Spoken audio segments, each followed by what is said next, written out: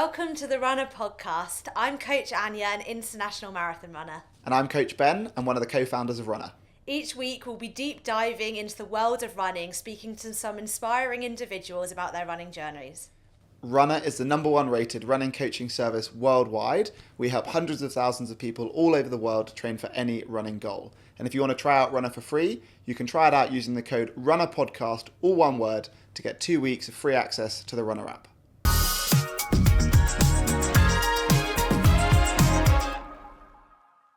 Today on the podcast, we have Dr. PT and nutritionist Dr. Hazel Wallace. She's the founder of The Food Medic, a platform informing living a healthy lifestyle. She's also a 3 times best-selling author, podcaster, and all-round superwoman who's recently started her running journey.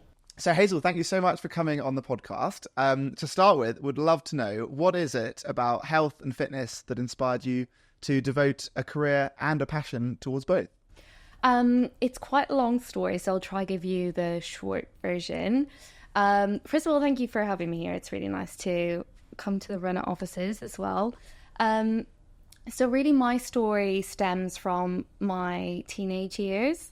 I was quite active as a child, but as a teenager, naturally, I think my interests lay elsewhere, in boys in school and things like that. And when I was 14, I lost my dad unexpectedly to a stroke. And that was, I guess, an experience that really shaped what came after. I wasn't really at the age where I was thinking about what I was going to do with my life, but something sparked an interest in me that how we live our lives, i.e. the food that we eat, how we exercise, is hugely important for our overall health. And stroke is one of those conditions that is largely related to our lifestyle. And so I then decided to go into medicine and study that. And alongside that, I was super interested in learning how we can help integrate lifestyle and nutrition into the advice that we're giving patients. But we didn't really talk much about it. We would pay lip service to it, but not really know how to practically apply it to giving advice to patients. And so I basically set up a blog called The Food Medic back in 2011, I think 2012, where I was sharing evidence-based advice on how you can improve your lifestyle and nutrition while I was studying as a medical student. And it just really took off because I think at the time Instagram was a really small place and most people were fitness influencers but without any kind of science backing or credentials. And I guess that was my point of difference. And I was getting this personal interest myself in going back to the gym, getting healthier. And so it kind of grew from a personal place, but also this bigger mission to inspire other people to live healthier lives. So that was well over a decade now, and I'm still doing that. I qualified as a doctor, worked in the NHS for a couple of years, and then retrained as a nutritionist so that I could really merge the two, and did my PT qualification as well alongside it. So I had this big mission to be this super hybrid doctor that did everything, which didn't exactly work out that way. It did in its own way, especially through social media and the work I do in that way. So I guess that's a short but long version of how I got to where I am today. So a woman of many hats. So impressive. And I guess kind of within that journey as a doctor, you're running your amazing blog and it's really taking off. And I guess there must have been a period, I'm thinking back to kind of the lockdown, where you're working in the NHS, you've got social media, you've got the blog. How do you juggle doing all of these different things at once? Yeah, that was a really interesting time. I think I was hugely under pressure and burnt out during that, working as a COVID doctor. And I think everyone working in the NHS was, because it was this unknown thing that we'd ever dealt with. So trying to navigate that, and then you were working more shifts than normal, longer shifts than normal. You were seeing more devastating things than you normally would. So you were living through trauma, but you couldn't see your friends or your family. And I lived alone. So I was actually quite grateful that I was going into a place of work. And I was also trying to keep the Food Medic Instagram going by hosting live workouts on my day off. And I was just knackered. But I think fitness was a really important thing during that time for me because it was the only thing I really had outside of work. And it was when I first started running. I think alongside many other people, I did that. Remember everyone was doing like 5K for charity? Nominate 5, run 5, nominate 5.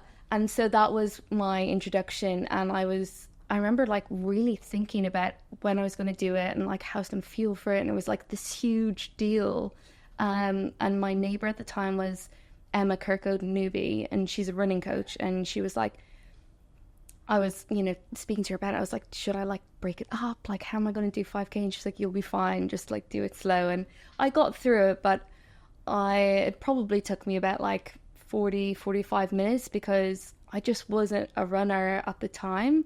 But it did inspire me to keep going. So that was my entry to running. And so I guess alongside the amazing career, you're doing your fitness.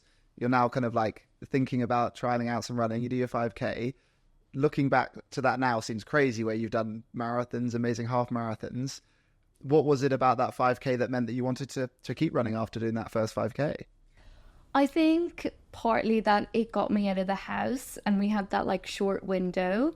And I was doing home workouts, but I was just not really feeling inspired by it. So being able to get out and exercise outside, I think, was something that I was, wanted to give a go. And the fact that I managed to get through the 5K and didn't die, I thought, well, actually, maybe I could do a bit more. I've always, like I mentioned earlier, like I've been into fitness, but running has just never caught on. Like, it's not something I really like developed a love for. I had quite bad asthma as a child, so I had this fear that if I ran far, I was going to become unwell. And so now I'm like in my 30s and I'm running marathons and half marathons and doing loads of speed work. And for me, it's like I'm still trying to wrap my head around how I'm doing that and why it took me so long to find it. And how are you doing it? How have you managed to find a love of running and progress to do these things, all of which you didn't think you were able to do and maybe didn't enjoy? Because I think the reason why, 4 years later than COVID, it's now you did a half marathon, 2-3 weeks ago? Like, the key to be able to continue doing it is obviously enjoying it. Yeah. And for maybe people out there who are at the start of that journey and they're looking at 5K as a daunting distance, like, what is it that you've been able to do to enjoy running?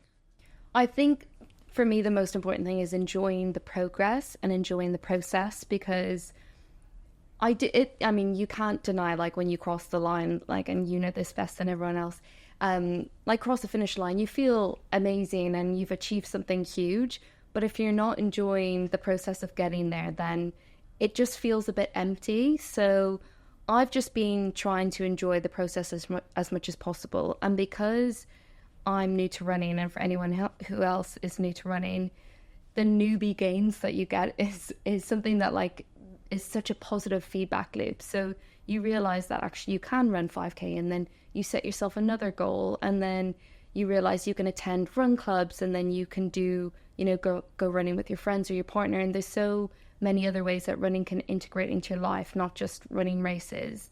And I think just feeling capable, not just strong in the gym, but feeling capable is something that, like, really reinforces in other areas of your life. And I guess it kind of comes back to the mission of your dad and everything that you spoke of at the start, which is you want to be a healthy all-round person. I guess it's like you've got the strength from all the strength work that you did in the gym and you continue to do, but now you're this all-round healthy person. You're obviously eating well with everything you do at the Food Medic, but I guess, like, it's that extra side of it, I guess, that brings you to doing health, right? Yeah, absolutely. And I think the fact that you can do it anywhere in the world is amazing. So my partner is really into running, and whenever we, like, visit a new city, we try to, like, map a route where we can, like, see all the, like, sites and everything. And just, it's another way to add into your life, I think, having running as part of the things that you do.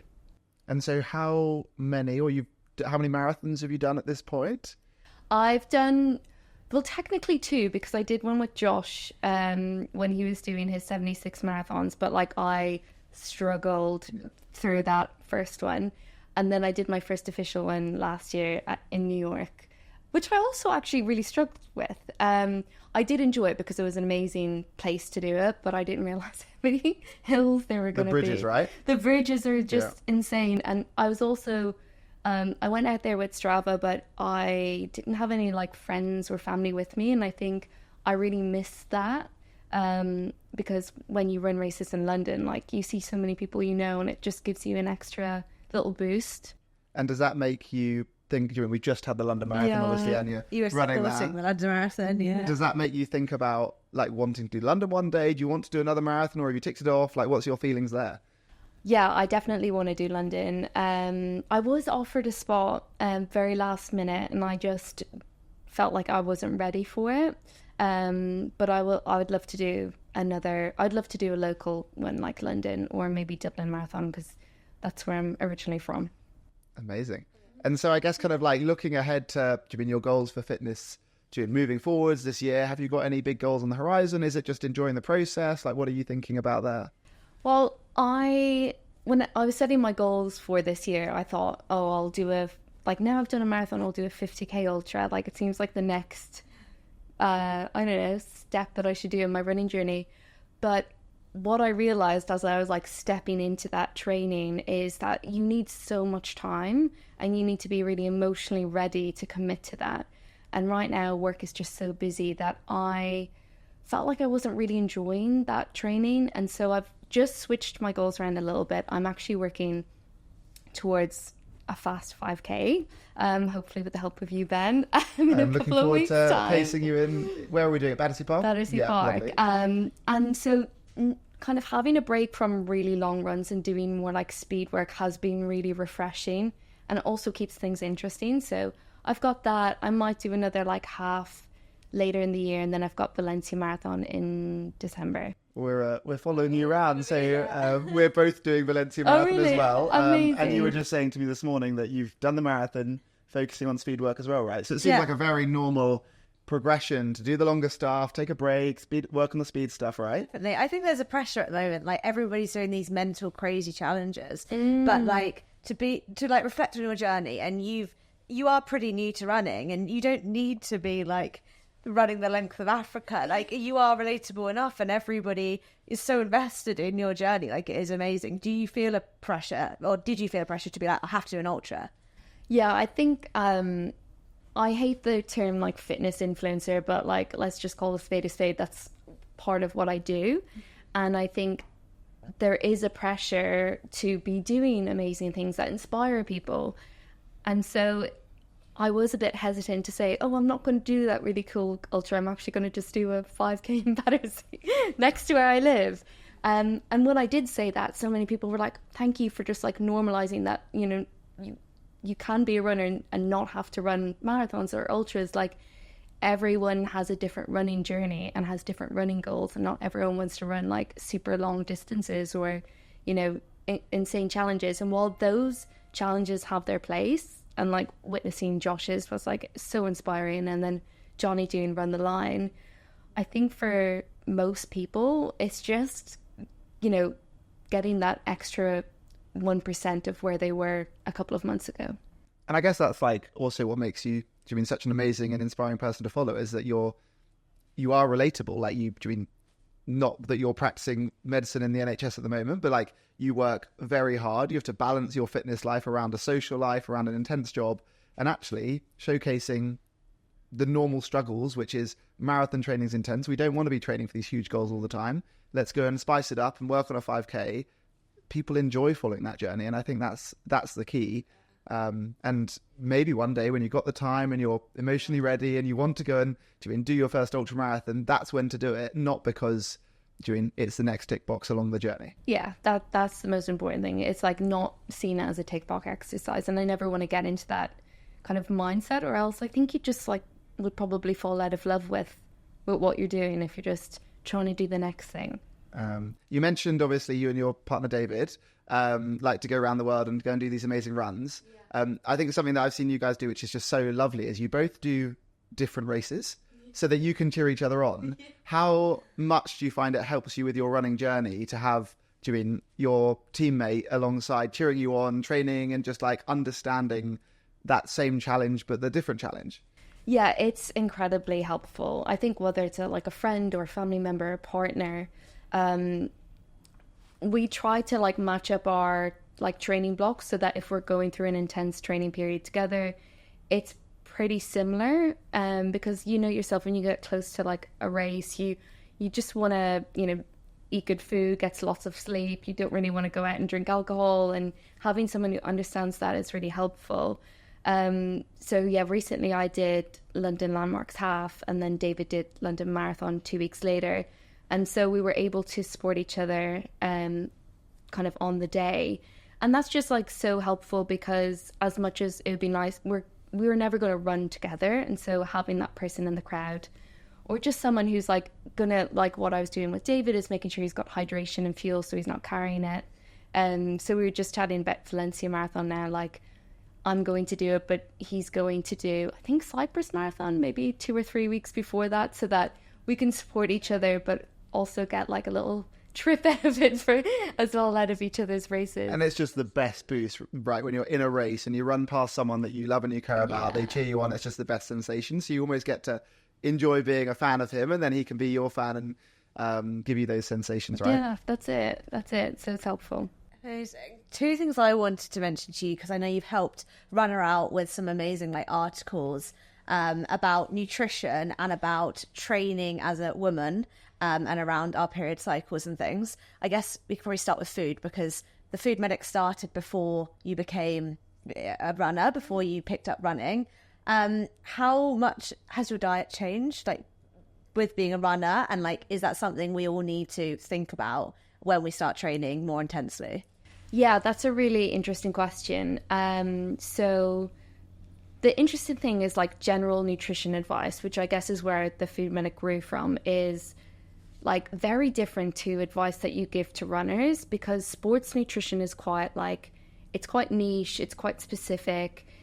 Sometimes it can feel like it's conflicting against like general healthy eating advice, because like obviously around running you need like a huge amount of carbs. Sometimes they're quite refined carbs. You want low fiber, low protein, low fat, which is not what we normally recommend.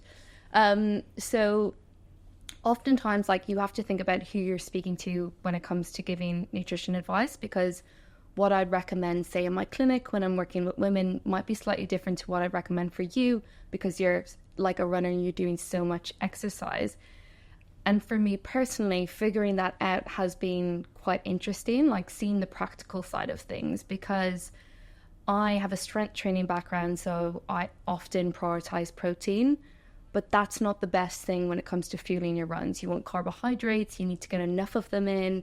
You kind of want to keep protein low around your run so it's not going to slow down digestion. And so learning that and like having a few mistakes myself has been a really interesting thing. And I think that's something that you really need to learn about and like read into. You know, nutrition for every day does differ when it comes to your runs.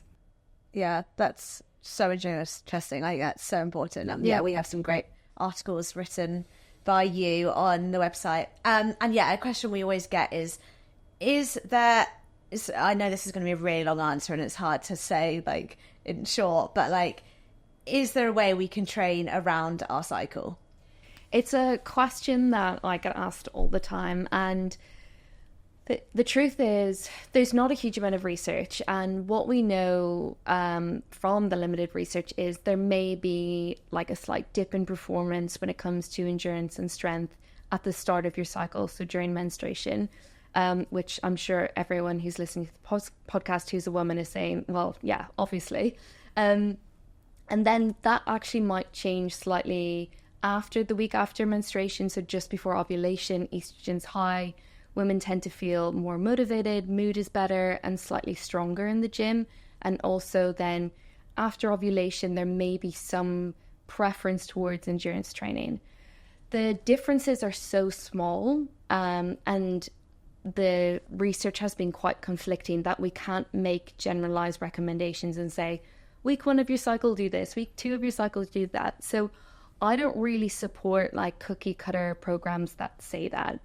But I do think it's incredibly important to learn what impact your cycle may be having on your performance. And so For example, like if you are someone who's in that first part of your cycle, you're menstruating, inflammation is going to be high, so you might want to think about improving your diet, like getting lots of anti-inflammatory foods in there, and also thinking about, you know, maybe not putting your kind of hardest runs at the start of that week. You know, like think about it logically, when are you going to feel your best? So a lot of it's individual and bespoke. We can use the science to inform what we do, but the best kind of informant is you and your own body, really. Mm-hmm. It's almost kind of like trial and error, right? See what works, experiment with different things in different cycles, and start to work out what works for you. And it might be putting your easy runs at the start of the week, and or kind of experiment with different foods, like you said. Yeah, that's it. And I mean, I often get, you know, messages from women who are doing races, and they're like, oh no, I'm day one of my cycle, or it's going to start when I'm doing my race, like what should I do? And I just tell everyone, like, not to panic. You know, that the difference will be quite small in terms of where you are at in your cycle. Just plan ahead, make sure you're like more hydrated than normal, make sure that you're not taking on any new foods because your gut will be a bit more upset than normal, and just get as much sleep as possible. So you just want to optimize recovery so that you are doing your best on race day.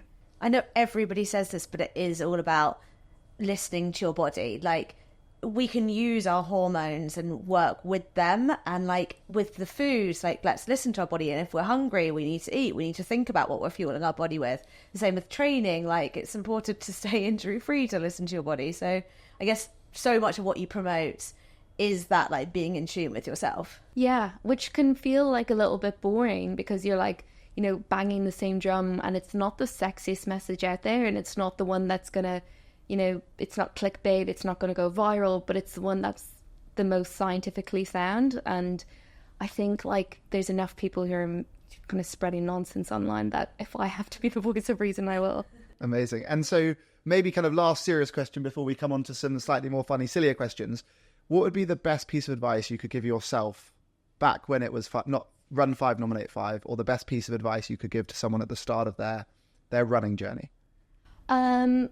I guess I would say that, like, there's not one pace or one look or one distance that makes you a runner. And that was probably what was holding me back for such a long time, is I don't look like a runner and I will embarrass myself, or I won't be as fast as other people. And I think once you just kind of let go of that and have a look around and see how many, like, different bodies are out there running and at different paces and doing different things, like, you just need to let that go and have fun. Yeah, I think kind of like we always say, everyone's a runner. And I think you look at something like Parkrun, and I think, like, it's an amazing organization in its own right, encouraging people to get out and move. But you've got people who run 5K in 45 minutes, 30 minutes and 15 minutes, and they're all doing the exact same thing, which is pushing themselves as hard as they can to get round at 9 a.m. on a Saturday morning. Yeah. And it's like, some people look phenomenal, some people are at the start of their journey, some people are at the end, and it's just as hard for everyone. And I think wherever you are on that journey, you're a runner, and therefore don't be afraid to start, right? Yeah, that's it. Amazing.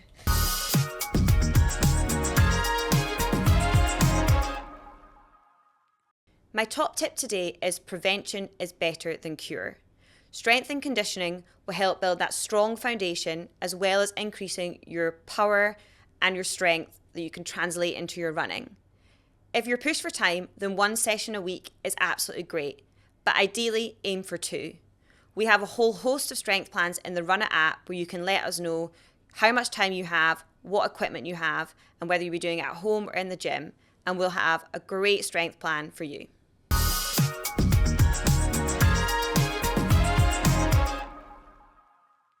Okay, yeah, let's do some sillier kind of questions. I have some this or that's or would you rathers for you. Okay, the first one is, would you rather wear only running clothes ever, or you can only have one running outfit per year? You can wash it, but you have to keep wearing the same one. So you can't dress up, you're in running clothes all day, every day? I kind of just wear activewear every day, so I think I'll just go with the former. Yeah. Are you getting running married this year? So you're wearing your running okay, I kit. changed it. I'm changing to the wedding. Okay, I'll wear the one kit. It's more sustainable as well. Mm-hmm. And if we're asking you next year, is it then activewear? The year after getting married. If you weren't getting married, it would be all the running kits. Yeah, yeah, that's it. Okay. I mean, I wear running kit all day, every day, and It's weird to Regardless you of- show as us in, that. I'm already doing that. So that Even if is you're me. getting married. Yeah, as in, I haven't been to many weddings, but I did go to Steph's wedding last year, and my attempt to be smart, Steph, one of our amazing coaches, my attempt to be smart was I did wear a tie, I did wear a shirt, and my chinos that I like wear to work when I have to wear smart clothes, and then I wore flip-flops. I thought you were going to say like Hawkins. It was actually very funny going to the wedding of an Olympian because literally everyone, so her partner is an amazing Ironman as well, so literally everyone there had their Garmin or their smartwatch on their arm, and so it was either Garmin's or horrendous tan lines where the Garmin's had been taken off, and just like everyone in these like strappy dresses with like sports bra tan lines on their backs. So it was very funny. Very good. Yeah. Okay, next one. You're only allowed to cook in a microwave forever, or you're only allowed to eat in restaurants forever? Only allowed to eat in restaurants forever. No. But you love to cook. I love to cook, but I Don't love to I cook with a don't. I microwave. don't really use a microwave very often, so I would rather do that because I think I'd be really limited and it would be all, I don't know, reheating food. Yeah. And you can pick the good restaurants. Yeah, Yeah. I'd rather just I mean, I like to cook, but I also like people cooking for me. Do you think you could get to a point where you're bored of eating out? I'm sure you could. Yeah. I'm sure you At could. the end of a holiday, I'm just like, I just want like my comfort foods. Yeah. Give me some vegetables, please. Yeah. I think these are easy choices this week. I'm also restaurant every day. I mean, I use a microwave meals. Like, I'm not a very good cook. So maybe I'll What's go your microwaves. microwave every Yeah, day? maybe. I feel like you're saying maybe just to disagree. Okay, last one. Would you rather listen to one song on every run for the rest of your life, or never be able to listen to the same song more than once? Oh, the latter. Never be able to listen to the same song more than once. I'm one of those people. Imagine if you heard a song that you like, and then you're listening to it, knowing that you'll never hear it again. The alternative is listening to one song, which would just drive me insane. I'm like that person who's like literally full send in a race, tapping away on my AirPods because a song came on that I don't like, and I just can't. I can't listen to songs that I'm just not into. Oh, see, the thing I struggle with is that I'm cycling and listen to like a song, I hear a new song, I have to like go and get my phone out and like screenshot it or add it to a playlist so I don't lose it. Because the worst thing is to listen to a really nice song and then never hear it again. I Yeah, think that's about that song true. forever if I don't know what it is. So you guys would just listen to one song forever and ever? If I could do an album, Well, I don't really listen to music. I normally make like a playlist that will just like carry me through a year and just listen to that playlist over and over and over again until I get bored of it. And then like try and make a new playlist, but I just don't like listen to the radio to find new songs anyway. Yeah, that's true. It's like TikTok and Instagram that teach me what music's Yeah. trendy and new. Yeah. Okay, no, I think I'm doing one song. Okay, Nice. fair enough. Okay, we've now got our embarrassing running story of the week. So if you do want to send in your embarrassing running stories, send them to podcast@runna.com. Yeah. Wait, is this one of you or No, so this random? is our runners are sending them in. Oh, nice. We'll go and pick a funny one of the week and share them. So yeah, send them to podcast@runna.com or even send us a voice note to our runner Instagram account. So this embarrassing story was actually said to me by a friend in passing conversation, but it's a really good one. Do they know you're about to share this on the No, internet? but I won't say their name. They'll be fine with it. Okay, so I was running London Marathon and I looked so unwell at the finish line that the medical team brought me over to the medical tent. They lied me down and asked me if I knew where I was. I knew I was at London Marathon, but I got so distracted by my housemate who was wheeled past me in a wheelchair after also finishing the race in not a pretty state. And so I shouted towards her. The medical staff thought I was going a bit crazy, and so they had to run some tests on me. They put a thermometer up my bottom. As they did so, I locked eyes across the tent with my housemate where the same thing was happening to her. This was not the post-race pub we planned to meet at. Wait, so if this is what the doctors are doing, good you'd have thought they'd at least story. do it in private. She said she was watching and the same thing was happening to her housemate, and they couldn't believe that they were It both was having this happening. happening. That is hilarious. The medical tent. There'll be someone in the middle who's like kind of waking up from passing out to these two people having an interesting experience. That is jokes. Wow. And they turned out to be okay? Yeah, all good, all good. Temperature was fine. Well, at least they don't need to be that embarrassed because it's not like they're on their own. Yeah.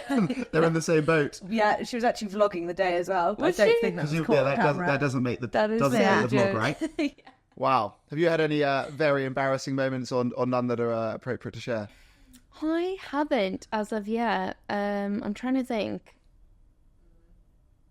That's probably a good way to be, not having had too many embarrassing running moments. I'm sure there's loads. I've got many gym moments, so maybe I'm too early on in my running career for an embarrassing moment to happen. What's an embarrassing gym moment? Just like dropping things and like banging my head on bars and not looking where I'm going and that kind of thing, where putting too much weight on one side and then realizing that it Yeah. Yeah. So the problem, the only problem with this is that you know that your most embarrassing moment is ahead. That you have that to look forward to. I know. Well, on that note, our final question could be a very embarrassing moment, which hopefully doesn't happen to anyone. But we like to ask everyone, imagine you're standing on the start line of your next marathon. You're completely naked and you can bring 3 things. What 3 things are you bringing to your next marathon? For context, I went on Hazel's amazing podcast and she asked me the 3 things I'm taking to a desert island. And on the moment, I kind of thought this would be great. I brought a barbecue and a windsurf and a pair of sunglasses. So that was my desert island experience. So random. Because I was like, this would be great. Please strand me on a desert island. But anyway, probably not quite so great. No. Start line of your next marathon. What So are you bringing? that has to be running specific. I'm going to bring a sports bra because no one wants to see me running naked, and probably shorts and then my trainers. Those would be the 3 things which are boring and practical. So no gels? I would rather have shorts than gels. We'll just have to raw dog it. And you're not putting it on Strava or on your runner account? No, I'm just going to pray that someone else will have video footage of me doing it. And you got the chip time? Yeah, So I you got could- the you chip could time. upload it afterwards. Yeah, so Socks, no socks. no socks. But then it's socks. You've missed the trick, which is you could get a leotard and that saves so it gives you a spare outfit, a spare Yeah, item. that's true, but you're a man, so Well, like a fancy I mean, I don't dress. run around in a leotard that much. a But, leotard with a built-in sports bra. If you had like one of those rhino costumes or something, I would just cover it up. Oh, yeah. You mean like an actual rhino? Yeah, like, you know, people do it in fancy dress. Oh, okay. Oh, yeah. Yeah. I mean, the rhino wouldn't be the most efficient if you were just looking for an item of clothing. You wear like a bed sheet, or a whole rhino outfit. A more suit. Or just like a one-piece item, or a rhino costume. Well, that sounds like a very sensible and practical approach to your next marathon. Thanks. But I guess for anyone who's been inspired listening to all of your breadth of knowledge, or wants to follow you on your running journey for your Fast 5K this summer and everything beyond that, and your 50K and beyond ultramarathon one day, how can they go and find you? I'm really easy to find. I'm just the Food Medic on Instagram and TikTok, and we've got a website as well. And my podcast is called The Food Medic as well. And all my books can be found under The Food Medic. So it's very easy. Amazing. Well, thank you so much for coming on the podcast. Thank you. Good luck with all of your amazing fitness, health, and exciting journey ahead. Thank you so much. Today's podcast is brought to you by Runna. If you want to train for any running goal, please download the app, and don't forget you can use the code Runna Podcast for a 2-week free trial. If you enjoyed today's episode, please like, share, follow, do all of that nonsense, and we'll be back here next week. And if you want to be featured, send us your embarrassing running story. Either send us a voice note on Instagram or send us an email to podcast@runner.com so that we can have a good laugh at your expense in Runner HQ and share it on one of the next episodes.